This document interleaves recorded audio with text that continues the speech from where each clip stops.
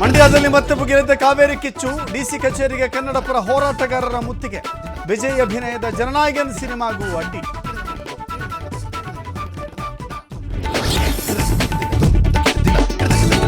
ಕಾವೇರಿ ಹೋರಾಟ ಮತ್ತಷ್ಟು ತೀವ್ರ. ಕಡೆಗೂ ಕಾವೇರಿ ಚಳವಳಿಗೆ ಹಿತರಕ್ಷಣಾ ಸಮಿತಿ ಎಂಟ್ರಿ. ನಮಗೂ ಕುಡಿಯಲು ನೀರಿಲ್ಲ, ಅವರಿಗೆ ಅಂತ ಕಿಡಿ.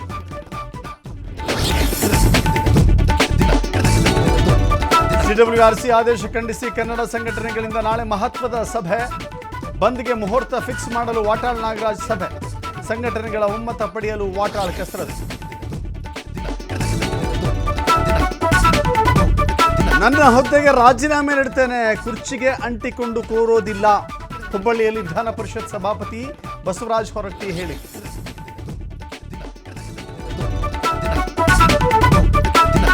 ಎಲ್ಲ ಮಾದರಿಯ ಕ್ರಿಕೆಟ್ ರಹಾನೆ ಗುಡ್ ಬೈ. ಐಪಿಎಲ್ಗೂ ನಿವೃತ್ತಿ ಹೇಳಿದ ಅಜಿಂಕ್ಯ. ಎಕ್ಸ್ನಲ್ಲಿ ವಿಡಿಯೋ ಪೋಸ್ಟ್ ಮಾಡಿ ನಿವೃತ್ತಿ ಘೋಷಣೆ.